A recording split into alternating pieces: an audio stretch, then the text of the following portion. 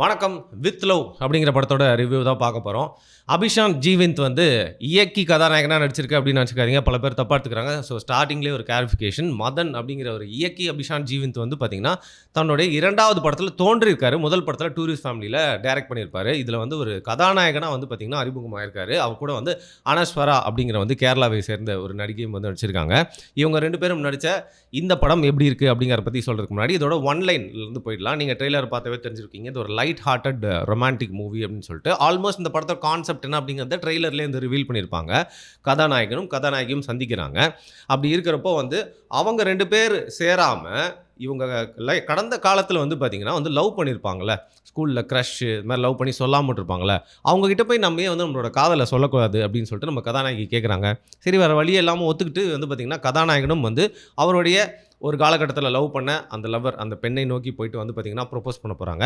அதேமாதிரி கதாநாயகியும் ஒரு காலகட்டத்தில் உயிருக்கு உயிராக நேசித்த ஒரு பையன்கிட்ட போய் ப்ரொப்போஸ் பண்ணலாம் அப்படின்னு சொல்லிட்டு வந்து போகிறாங்க.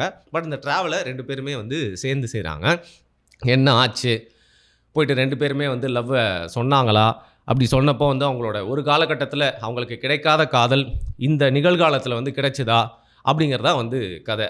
அதில் எப்படியெல்லாம் வந்து பார்த்திங்கன்னா திரைக்கதையில் கொஞ்சம் ட்விஸ்டடாக நிறைய விஷயங்களை மாற்றி டூ அண்ட் ஃப்ரோ ஃப்ளாஷ்பேக்கு போய் முடிஞ்ச அளவுக்கு வந்து பார்த்திங்கன்னா இது ஓரளவுக்கு கெஸ் பண்ண முடிகிற கதையாக இருந்தாலும் எந்த அளவுக்கு எல்லாருக்குமே பிடிச்ச மாதிரியும் ஓரளவுக்கு ப்ரெடிக்ட் பண்ண முடியாத மாதிரியும் முழுக்க படத்தை பார்த்து ரசிக்கிற மாதிரியும் கொடுக்கலாம் அப்படிங்கிறதுக்கு மெனக்கெடுத்து இந்த மதன் அவர்கள் செஞ்சுருக்காரு, டைரக்டர் மதன். ஸோ இந்த ஒன்லைன் நம்மளுக்கு தெரிஞ்சிட்டனால இதற்கு மேலே வந்து பார்த்திங்கன்னா இந்த படத்தில் என்னென்ன விஷயங்கள்லாம் வந்து நல்லா இருந்தது நல்லா இல்லை அப்படிங்கிறத வந்து போகலாம். பொதுவாக ஸ்கூலில் ஒரு லவ்னு காட்டுறாங்க அப்படின்னா வந்து பார்த்திங்கன்னா அப்புறம் கொஞ்ச நாள் கழிச்சு வந்து வயசு ஏறிட்டு ஏர்லி 20s காலேஜில் என்ன நடந்துச்சு, அதுக்கப்புறம் வந்து வேலை செய்கிறப்போ என்ன நடந்துச்சுன்னு சொல்லிட்டு ஒரு பார்ட்டாக லைஃப்பில் நடந்ததெல்லாம் காட்டுவாங்க அப்படிங்கிறது நம்மளுக்கு எல்லாருக்குமே தெரியும். ஏன்னா இதே மாதிரி பல படங்களை நம்ம வந்து பார்த்துருப்போம். இந்த கம்மிங் ஆஃப் ஏஜ் ஸ்டோரிஸ் அப்படின்னு சொல்லுவாங்க. பட் இது வந்து ஒரு கம்மிங் ஆஃப் ஏஜ் ஸ்டோரின்னு சொல்லிட முடியாது. ஒரு ஸ்கூல் டைமில் லவ் அப்படிங்கிறதும் நம்ம கொஞ்சம் மெச்சூர்டாக ஒரு 20s மிட் 20s ஒரு லவ் அப்படிங்கிறதும் நம்மளோட பார்வையில் எப்படி மாறுபடும் அப்படிங்கிறது தான் இந்த படத்துடைய சாரமாக நான் வந்து பார்க்குறேன். ஸோ கதாநாயகன் ஓட பர்ஃபார்மன்ஸ்லேருந்து போகலாம். அபிஷான் ஜீவிந்த் இவர் வந்து என்ன பண்ணியிருக்காருன்னு பார்த்தீங்கன்னா டூரிஸ்ட் ஃபேமிலியில் வந்து நடுவில் வந்து ஒரு கேமியோ ரோல் பண்ணிட்டு போவார்ல, அங்கே வந்து ஒரு ஃபீல் குட்டான ஒரு சீனில் நடிச்சிட்டு போயிருப்பார். அங்கே ஒரு மாதிரி அமைச்சருஷான ஆக்டிங்காக இருந்தாலும் இந்த படத்தில் நம்ம பக்கத்து வீட்டு பையன் அப்படின்னு சொல்கிற மாதிரியான ஒரு யதார்த்தமான ஒரு பையனாக வந்து தோன்றி ஒரு மிடில் கிளாஸ்லேருந்து வந்து ஒரு நல்ல வேலைக்கு போயிட்டுருக்கான். அவனுக்கு ஒரு காலகட்டத்தில் ஒரு காதல் இருந்திருக்கும் இல்லையா. அவன் ஒரு ஸ்கூலில் வந்து பார்த்திங்கன்னா எல்லாரையுமே அடித்து ஓட விட்ற மாதிரி நம்ம தமிழ் சினிமாவில் டிப்பிக்கலாக காட்டக்கூடிய ஹீரோவாக இல்லாமல் நம்ம பக்கத்தில் நம்ம ஒரு ஃப்ரெண்டு உட்காந்துருப்பான், ஓரளவுக்கு சுமாராக படிப்பான், அவனுக்கும் ஒரு காதல் இருக்கும். ஆனால் சண்டை அப்படின்னு வந்துட்டா வந்து பார்த்திங்கன்னா டக்குன்னு கோவம் வந்துடும். ஆனால் வந்து சண்டை வருமா பயந்து ஓடிடும் அப்படிங்கிற மாதிரி நம்ம வாழ்க்கையில் நம்ம பார்த்து கடந்து போன ஒரு யதார்த்தமான பக்கத்து வீட்டு பையன் ரோலை வந்து அவருக்கு கொடுத்ததை பக்காவாக வந்து பண்ணியிருக்காரு. டூரிஸ்ட் ஃபேமிலியில் இவர் கொஞ்ச நேரம் வந்தாலும் இவரோட ஆக்டிங் இந்த படத்தில் கம்பேர் பண்ணுறபோது ரொம்பவே வந்து மெருகே இருக்குது அப்படின்னு வந்து சொல்லலாம். அவருக்கு சத்யா அப்படின்னு கொடுக்கப்பட்ட அந்த கேரக்டர் வந்து பார்த்திங்கன்னா ஒரு அறிமுக ஹீரோவுக்கு கொஞ்சம் பிசிறு தட்டுதுங்க அப்படின்னு சொல்கிற மாதிரி இல்லாமல் அதற்கும் மேலே வந்து பார்த்திங்கன்னா அபவ் ஆவரேஜான ஒரு பர்ஃபார்மன்ஸ் வந்து கொடுத்துருக்காரு.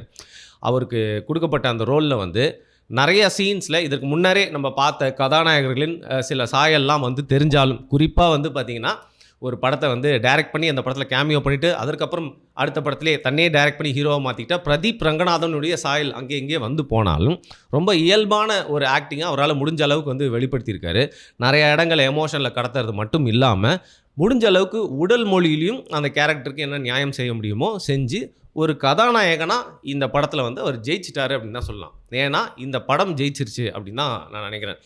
அடுத்து என்னதான் கதாநாயகனை மையப்படுத்திய நிறையா கதைகள் வந்தாலும் பல படங்களுக்கு வெற்றி அப்படின்னு ஒன்று வந்துட்டால் அதற்கு கதாநாயகர்களே காரணம் அப்படின்னு சொல்லப்பட்டாலும் என்னை பொறுத்த வரைக்கும் இந்த படம் வந்து ஹிட் ஆகுது, இந்த படம் பல பேர்கிட்ட போய் சேருது, இந்த படத்தை பற்றி எல்லாருமே ஒரு பேசு பொருளாக வைப்பாங்க, இந்த படம் வந்து நிறையா மீம்ஸில் வரும், நிறைய ரீல்ஸில் வந்து பார்த்திங்கன்னா ரசிக்கும்படியாக இருக்கும் அப்படின்னா அதற்கு முக்கியமான காரணமாக இந்த படத்தில் லீட் ரோல் பண்ணியிருக்க கதாநாயகி அனஸ்வரா. இவங்க வந்து பார்த்திங்கன்னா கேரளாவில் வந்து சைல்டு ஆர்டிஸ்ட்டாக இருந்தாங்களா இல்லை அங்கே படம்லாம் வந்து ஹீரோயினாக நடிக்க ஆரம்பிச்சிட்டாங்களான்னு தெரியல. நான் முதல் முறையாக தமிழ் சினிமாவில் இவங்களை வந்து பார்க்குறேன். இவங்களுடைய பர்ஃபார்மன்ஸ் அப்படிங்கிறது பார்த்திங்கன்னா இந்த படத்துடைய ஒரு பெரிய ப்ளஸ் பாயிண்ட் அப்படின்னே சொல்லலாம். ஏன்னா ஒரு கதாநாயகி அப்படிங்கிறவங்க கவர்ச்சியை மட்டும் காட்டி இல்லை அழகை மட்டுமே வச்சு வந்து பார்த்திங்கன்னா நம்மளை கேப்டிவேட் பண்ணாமல் அவங்களுடைய பர்ஃபார்மன்ஸை வச்சு நம்மளை கதை முழுக்க அவங்களையே பார்க்க வச்சுட்டாங்க அப்படின்னா வந்து அந்த கதாநாயகி வந்து ஒரு ஆக்ட்ரஸாக வெற்றி பெற்றுறாங்க, நிறைய படங்கள் அவங்கள நோக்கி வரும் அப்படிங்கிறதுக்கு உதாரணமாக இந்த படத்தில் வந்து பார்த்திங்கன்னா முழுக்க முழுக்க தன்னுடைய தோளில் தூக்கி சுமந்தது யார் அப்படின்னா வந்து இந்த அனஸ்வரா அப்படிங்கிறவர் தான். நம்ம கதாநாயகன் வந்து தன்னோட ஸ்கூல் டைமில் வந்து எப்படி லவ் சொல்ல தயங்குவாரோ, அதுக்கப்புறம் கஷ்டம் வர்றப்போ அழுவாரோ, ஃப்ரெண்ட்ஸ் கிட்ட வந்து சில ஏமாற்றம் வெளிப்படுறப்போ வந்து எப்படி தன்னோட உணர்ச்சிகளை வெளிப்படுத்துவாரோ அதெல்லாம் வந்து சூப்பராக வந்து காட்டியிருப்பார் அபிஷான். ஆனால் அப்படியே வந்து பார்த்திங்கன்னா ஸ்கூல் டைமில் என்ன நடந்துச்சு அப்படின்னு சொல்லிட்டு இந்த அனஸ்வராவோட சீன்ஸ்லாம் வந்து காமிக்கிற போது வந்து அவ்வளோ போல்டாக செம்மையாக நடிச்சிருக்காங்க.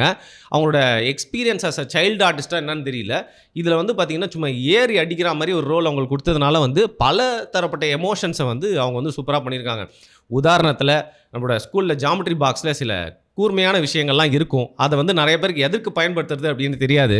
பட் அந்த கூர்மையான விஷயத்தை எடுத்து ஒரு ஆணுடைய முக்கியமான இடத்துல குத்திட்டு சும்மா தில்லாக நடந்து போகிற அந்த சீன் இருக்குது பார்த்தீங்களா, அந்த மாதிரி இடங்கள்லாம் வந்து செம்மையாக பெர்ஃபார்ம் பண்ணியிருக்காங்க. அதற்கப்புறம் தங்களுக்கு காதல் வருதா இல்லையான்னு சொல்லிட்டு அவங்களுக்கு தெரியாதப்போ காட்டக்கூடிய எமோஷன்ஸு, அப்புறம் கதாநாயகனை வந்து ஒரு நல்ல இடத்துக்கு எப்படியாவது வந்து கூட்டு போயணும்னு சொல்லிட்டு அவங்க எடுக்கக்கூடிய எஃபர்ட்டு, அண்ட் காமெடி அப்படிங்கிற மாதிரி சில சீன்ஸ்லாம் இருக்கிறப்போ வந்து அதுக்கு எப்படி எமோட் பண்ணுறாங்க அப்படின்னு சொல்லிட்டு முழுக்க முழுக்க எந்த ஒரு சீன்லேயுமே வந்து இன்னும் கொஞ்சம் இவங்க நல்லா பண்ணியிருக்கலாம் அப்படின்னு சொல்ல முடியாத அளவுக்கு இந்த அனஸ்வரா அவங்களோட பர்ஃபார்மன்ஸ் வந்து நல்லாயிருக்கு. ஸோ அதனால தான் வந்து பார்த்திங்கன்னா எக்ஸ்ட்ரா 2 லைன் வந்து சொல்லிட்டு போடுறேன். இந்த படத்தோட ஒரு பெரிய ப்ளஸ் பாயிண்ட்டாக அவங்க கேரக்டரும் அவங்களோட பெர்ஃபார்மன்ஸும் இருக்குது. அதையும் தாண்டி வந்து பார்த்திங்கன்னா நம்மளோட சைனீஸாக நடிச்சிருப்பார்ல முதலும் நீ முடிவும் நீ, அவர் ஒரு நல்ல கேரக்டர் வந்து பண்ணியிருக்காரு. அந்த மாதிரி ஃப்ரெண்ட்ஸ் வந்து யாருக்கும் அமைஞ்சிடக்கூடாது, பட் அந்த மாதிரி ஃப்ரெண்ட்ஸை நம்ம கதை வந்து பார்த்துருப்போம் நம்மளோட வாழ்க்கையில். அந்த மாதிரி ஒரு ரோல் வந்து அவர் பண்ணியிருக்காரு. அவரோட பெர்ஃபார்மன்ஸ் சூப்பராக இருக்குது. அப்புறம் ஸ்கூலில் நடித்த நிறையா இன்ஸ்டா செலிபிரிட்டிஸ்லாம் பார்த்திங்கன்னா இந்த படத்தில் அவங்களுக்கு ஒரு வாய்ப்பு கிடச்சிருக்கு. அவங்க எல்லாருமே வந்து பார்த்திங்கன்னா இன்ஸ்டாவில் வந்து ரீல்ஸ் போடுற மாதிரி இருக்குது அப்படின்னு சொல்ல முடியாத மாதிரி ஒரு படத்துக்கு என்ன தேவையோ அதை வந்து பண்ணியிருக்காங்க. கதாநாயகோட அக்காவாக வந்து பார்த்திங்கன்னா ஒருத்தங்க நடிச்சிருக்காங்க. அவங்களுடைய நடிப்பு சில பேருக்கு பிடிக்கலாம், பிடிக்காமல் இருந்தாலும் அவங்க கதைக்கு வந்து ஒரு தேவையான ரோல் அப்படிங்கிறனால ஒரு 4-5 வாட்டி வந்தாலும் பைவட்டல் ரோல் அப்படிங்கிற மாதிரி அவங்க வந்து தங்களோட காரியத்தை செஞ்சுட்டு போயிடுறாங்க. அப்புறம் அப்பா ரோலில் வர அந்த நடிகர் குறிப்பாக வந்து பார்த்திங்கன்னா கதாநாயகன் வந்து ஒரு முஸ்லீம் பொண்ணை லவ் பண்ணிட்டு அல்லா மேலே டக்குன்னு ஒரு பக்தி ஏற்பட்டு மேலே உட்காந்து நமாஸ் பண்ணிட்டு போது அப்பா கொடுக்குற அந்த ரியாக்ஷன், அந்த ஒரு சீன் 2 சீன் வந்தாலும் பார்த்திங்கன்னா அவர் வந்து நல்லா பண்ணியிருக்காரு. அதையும் தாண்டி இந்த கதைக்கு அப்பப்போ வந்து போகிறதுல முக்கியமான கேரக்டர் நான் சொல்கிறது வந்து சரவணன், நம்மளோட பருத்தி வீரன் சரவணன் அப்படி சொன்னால் நிறைய பேருக்கு தெரியுமா, அவர் வந்து ஒரு வாத்தியார் ரோல் பண்ணியிருக்காரு. அது வந்து ஒரு சின்ன ரோலாக இருந்தாலும் மனதில் நிற்கும்படியாக இருந்தது. சரி, இப்போ இந்த படத்தில் வந்து பார்த்திங்கன்னா இன்னொரு ப்ளஸ் என்ன அப்படின்னா ஒரு 2 பேர் தான் இருக்காங்க. ரொமான்டிக் ஸ்டோரி அப்படிங்கிற பட்சத்தில் நிறைய கேரக்டர்ஸ் இல்லைனா கதாநாயகன் கதாநாயகி கதாநாயகி கதாநாயகன் சொல்லிட்டு 2 பேர் மேலே மட்டுமே டைட் க்ளோஸ்அப் வச்சே படம் போயிட்டே இருக்கும். அப்போது எழுதுறது ரைட்டிங்கில் வந்து ரொம்ப ஸ்ட்ராங்காக இருந்தால் மட்டுமே அந்த படத்தை நீங்கள் என்னதான் ரொமான்டிக் ஃபேனாக இருந்தாலும் சலிக்காமல் பார்க்க முடியும். அந்த வகையில் டைரக்டர் முழுக்க முழுக்க ஸ்டார்டிங்லேருந்து எண்டு வரைக்கும் மெனக்கெட்டு எழுதியிருக்காரு. அதுதான் இந்த படத்தோடைய ஒரு முக்கியமான வெற்றி. அந்த எமோஷன்ஸை கடத்துறது, காதல் அப்படிங்கிறது எல்லாமே வந்து அவ்வளோ பியூட்டிஃபுல்லாக வந்து பண்ணியிருக்காரு. நிஜமாக இந்த படம் வந்து ஒரு ஹிட் ஆச்சு, பார்த்துக்க எல்லாருக்கும் பிடிக்கும் அப்படின்னா வந்து பார்த்திங்கன்னா ஒரு 40 வயசுக்கு கீழே இருக்கவங்களுக்கு இந்த படம் நல்லா ஒர்க் அவுட் ஆகும். பட் அந்த வயசுக்கு மேலே இருக்கவங்களுக்கு இந்த படம் எந்த அளவுக்கு ரிலேட் பண்ண முடியும்னு தெரியாது. அந்த அளவுக்கு ரொம்ப தள்ளி போயிடுச்சுன்னு சொல்ல முடியலனாலும் முழுக்க முழுக்க இந்த வேர்ல்டுக்குள்ளே போய் ரசித்து பார்க்க முடியுமான்னு தெரியல. பட் அப்படி நீங்கள் பார்த்து ரசிச்சிங்கன்னா இந்த டேரக்டர் வந்து ஒரு சூப்பரான ஒரு படத்தை தான் வந்து எடுத்திருக்காரு அப்படின்னு சொல்லலாம். கேமரா ஒர்க் சூப்பராக இருக்குது. எடிட்டிங் வந்து கொஞ்சம் ப்ரெசைஸாக இருக்குது. நிறைய இடங்கள் லேக் ஆக போதோ அப்படின்னு தோன்றப்போ வந்து பார்த்திங்கன்னா கரெக்டாக வெட்டிட்டு போயிடுறாரு எடிட்டர். அதோட படத்தோட இன்னொரு ஹீரோ அப்படின்னு சொல்லப்படுறாரு ஷான் ரால்டன். எல்லா படத்துக்குமே மியூசிக் முக்கியங்க. ஆனால் ரொமான்டிக் படத்துக்கு வந்து பார்த்திங்கன்னா அந்த காட்சியில் அவர் அந்த மதன் வந்து கடத்தியிருந்தார் அப்படின்னா அதோட இன்னும் ஒரு 50% அதிக எஃபர்ட்டில் நமக்குள்ளே அந்த காதல் ஃபீலிங்ஸ்லாம் உள்ளே வருது அப்படின்னா அதுக்கு முழுக்க முழுக்க மியூசிக் டைரக்டர் தான் காரணம். அந்த வேலையை ரொம்ப கச்சிதமாக வந்து ஷான் ரால்டன் வந்து செஞ்சுருக்காரு. நிறைய இடங்கள் வந்து பார்த்திங்கன்னா ஏற்கனவே நம்ம கேட்ட ஏதோ ஒரு மியூசிக் டைரக்டர் அந்த ஃபீல் வந்து நம்மக்கிட்ட வந்துட்டு போனாலும் ஷான் ரால்டன் அவரோட வேலையை படத்தோட ஸ்டார்டிங்லேருந்து எண்டிங் வரைக்கும் நல்லா சொல்லியிருக்காரு. மியூசிக்குன்னு சொல்கிறப்போ வந்து பார்த்திங்கன்னா இந்த படம் ஏர்லி 2010s நடக்கிறதுனால அந்த ஃபேஸ்புக்கு, ஸ்கிராப் புக்கு, அந்த காலகட்டத்தில் வந்து ரீசார்ஜ் கார்டு இதெல்லாம் காட்டுற மாதிரி அந்த காலகட்டத்தில் ஒரு காலத்தில் கொடி கட்டி பறந்துட்டு இருந்தேன் என் தலைமை யுவனை வந்து பார்த்திங்கன்னா இந்த படத்துக்கு வந்து ஒரு ப்ளஸ் பாயிண்ட்டாக யூஸ் பண்ணியிருக்காங்க. குறிப்பாக கிளைமேக்ஸ்க்கு முன்னாடி வர யுவனுடைய வாய்ஸில் வரக்கூடிய பாடல் அப்படிங்கிறது நிஜமாவே மனதை வருடும் விதமாக இருக்குது. என்ன ஒன்று, பல படங்களில் ரகுவரன் அவர்களை செத்த அப்பாவாக ஃபோட்டோ வச்சு வந்து மரியாதை செலுத்துறது மட்டும் இல்லாமல் யூஸ் பண்ணிக்கிற மாதிரி எங்கள் தலைவன் கம்பேக்கே கொடுக்க மாட்டான் அப்படின்றது மாதிரி ஒரு 2010 நடந்த கதை அப்படின்னா யுவன் அவர்களுடைய ஃபோட்டோ அவருடைய வாய்ஸ்க்கு ஒரு பாட்டுன்னு வைக்கிறது ஒரு சைடு சந்தோஷமாக இருந்தாலும் இந்த ஒரு சைடு வருத்தமாக இருந்துச்சு. படத்தில் எனக்கு பிடிக்காத விஷயம் என்ன அப்படின்னு பார்த்தீங்கன்னா அழகாக ஆபாசமே இல்லாமல் ஒரு காதல் கதையை நகர்த்திட்டே கொண்டு போகும்போது ஒரு இடத்துல வந்து பார்த்திங்கன்னா டக்குன்னு ஒரு குடி, அதாவது சரக்கு உள்ளே வந்துடுது. அந்த சரக்குக்கு அப்புறம் வந்து பார்த்திங்கன்னா ஒரு ஊடலும் வந்து கூடலும் வந்து ஏற்பட்டுருது. ஸோ இந்த தெய்வீக காதலை ஏன்டா டக்குன்னு ஒரு குவார்டர் பாட்டில் வச்சு முடிச்சு விட்டீங்க அப்படிங்கிற மாதிரி முகம் சொல்லிக்கும் விதமாக இருந்துச்சு.